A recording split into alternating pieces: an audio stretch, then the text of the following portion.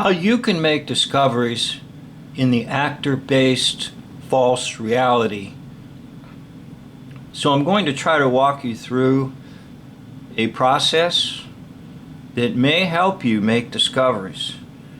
Now, the one that I'm referring to in particular here are my vids on George Armstrong Custer.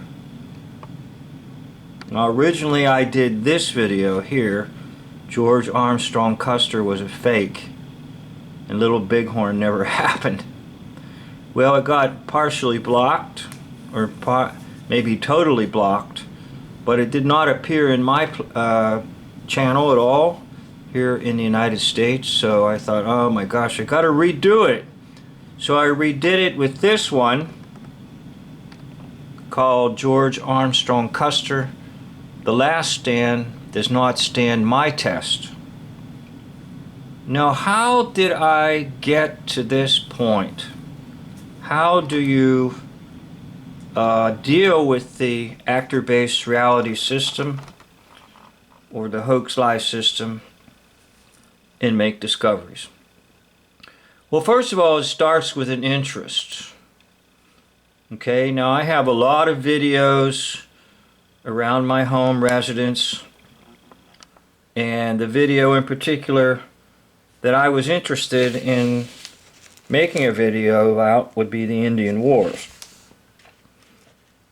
So I have a copy of this, the Indian Wars 5-part documentary,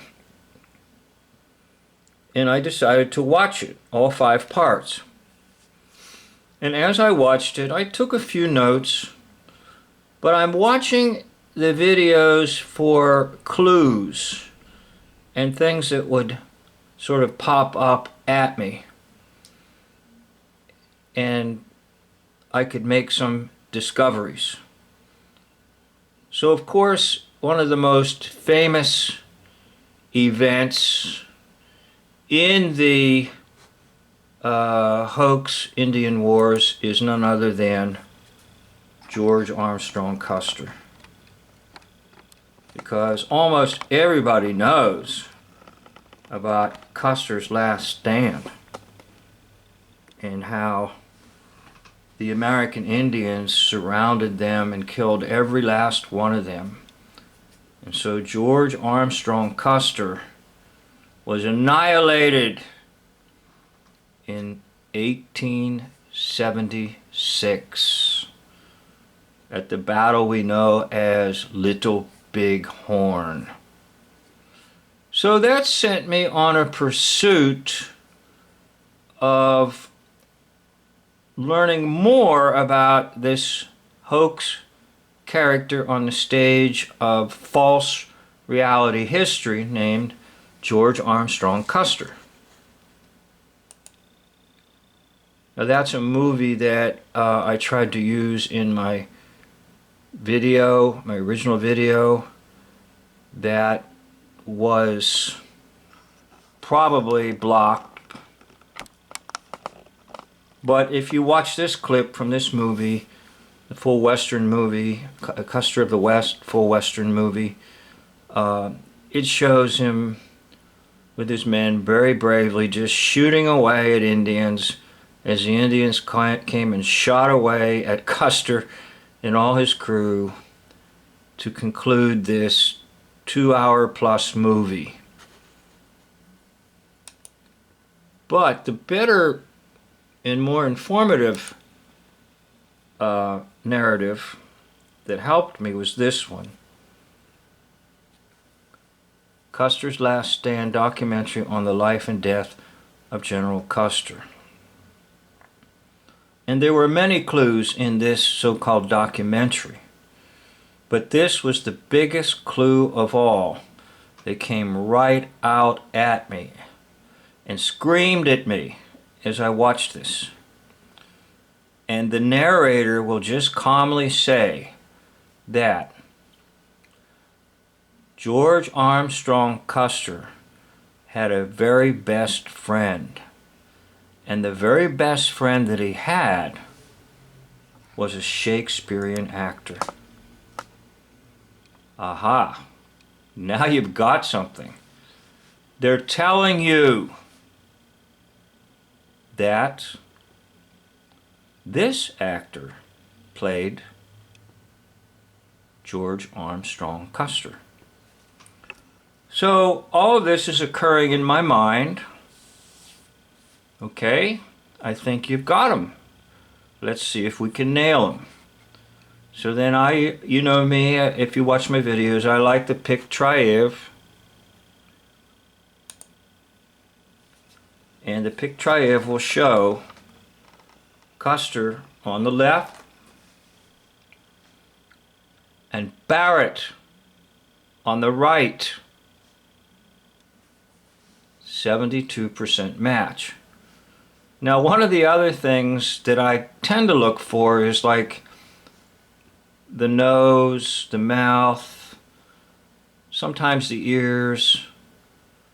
It's hard to get too close on the ears, or just a general impression. So the general impression of this is take a look at the hair on this side. My right would be their left. Take a look at the hair over here on Barrett, Lawrence Barrett. And take a look at the hair over here on supposedly General George Custer. It's almost a perfect match, just the hair. So this is an early photo of Custer here on the left. And obviously that's right when he's getting started in his hoax image that he's presenting on the stage of actor-based reality.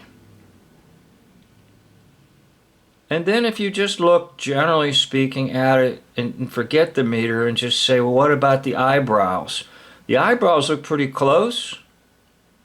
What about the nose? In my view, the nose looks almost absolutely perfectly identical. And then, of course, the mouth looks pretty good, too. And so just my own eyes can tell me it's the same individual. So now I have pretty much the proof that, yes, it's the same. Next step. I always like to look at dates, okay? And by that, I usually mean the framework of, generally speaking, the individual that's in hoax history, and then the individual that plays them. So if we look carefully here on the dates for Custer, we will see that his birth date is 1839. Okay, 1839. So then I jump and say, well, what about Lawrence Barrett? What's the birthday of Lawrence Barrett? Birth year. And I'm not too worried about the actual day. Sometimes there's a pun on the day that they're born. Take a look. 1838. Now the date of death doesn't matter, because this actor, this Shakespearean actor, will die in 1891. But the character of George Custer dies where? At Little Bighorn, 1876. So as far as Barrett is concerned, he's basically done on the stage of hoax history with this character, George Custer.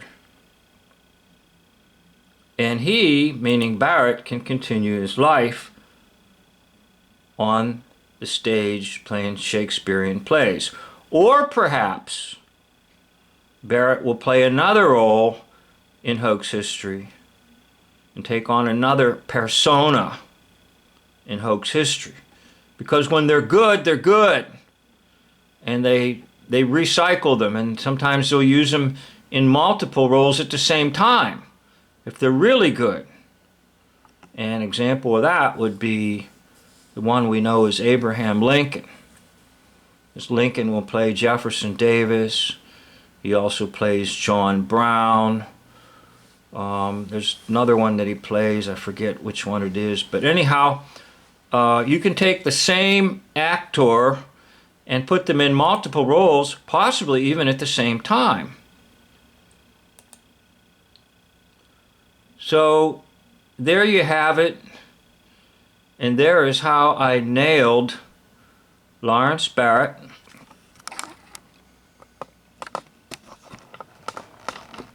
And you can actually just see this almost immediately by looking at the little photos here on Wikipedia. Lawrence Barrett playing George Carson, or George Carson. George Custer.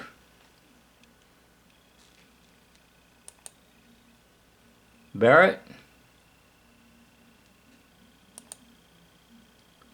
And Custer.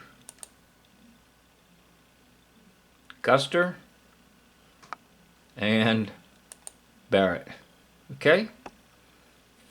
And then once you do that, you've got, as hoax liar Paul Harvey used to say, the rest of the story.